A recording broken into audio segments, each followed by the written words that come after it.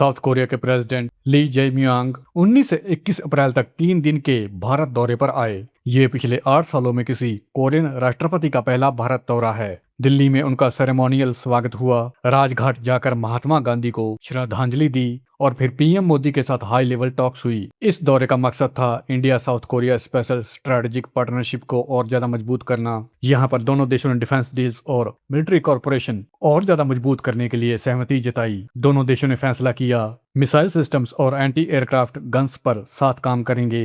Defence technology transfer और joint development बढ़ेगा। Military industry में पार्टनरशिप का थर्ड फेज शुरू होगा। हालांकि यहाँ पर दोनों देश मिलकर कौन कौन से डिफेंस वेपन्स बनाएंगे ये अभी तक रिवील नहीं हुआ, लेकिन माना जाता है कि KM-SAM चोंगंग K-30 बेहो system, L-SAM K263A1 multi barrel gun system, इन डिफेंस वेपन्स के ऊपर साथ मिलकर काम हो सकता है। यहाँ पर KM-SAM चोंगंग साउथ कोरिया का advanced air to air missile system है जिसकी रेंज 40 से 50 किलोमीटर है। ये system aircraft, cruise missiles, drone intercept करने में सक्षम है। कुल मिलाकर ये सिस्टम इंडिया के MR-SAM यानी बराक 8 जैसा सिस्टम है और हो सकता है कि फ्यूचर में भारत और साउथ कोरिया दोनों मिलकर इस सिस्टम को डेवलपमेंट करें। इसके बाद L-SAM ये एक high altitude missile defence system है जो कि बैलिस्टिक मिसाइल इंटरसेप्शन कैपेबिलिटी के साथ आता है। कुल मिलाकर ये सिस्टम इंडिया के BMD यानी बैलिस्टिक मिसाइल डिफेंस प्रोग्राम के साथ इंटीग्रेशन या टेक शेयरिंग की संभावना हो सकती है। इसके बाद आता है साउथ कोरिया का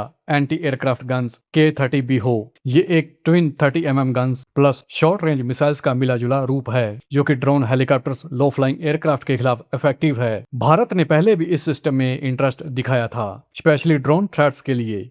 इसके बाद आता है साउथ कोरिया का K263A1 डिफेंस सिस्टम। ये एक 20mm multi barrel gun system है जिसे कि short range air defence system भी कहा जाता है। ये सिस्टम खासकर बॉर्डर एरियाज और मोबाइल प्रोटेक्शन रोल्स में यूजफुल होगा।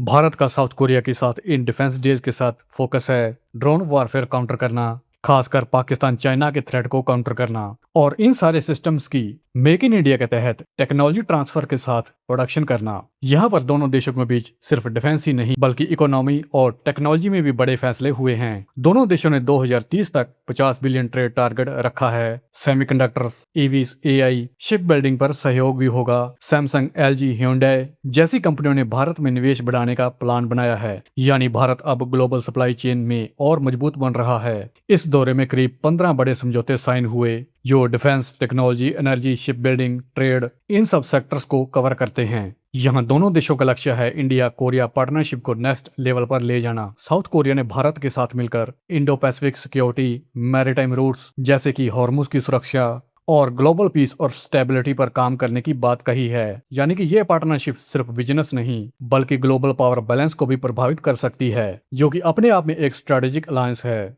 आप क्या सोचते हैं, क्या ये डील भारत को डिफेंस और टेक्नोलॉजी में सुपर पावर बना सकती है? कमेंट में जरूर बताएं। अगर वीडियो पसंद आया हो तो वीडियो को लाइक शेयर करना न भूलें, चैनल को सब्सक्राइब करना न भूलें। जय हिंद, जय भारत।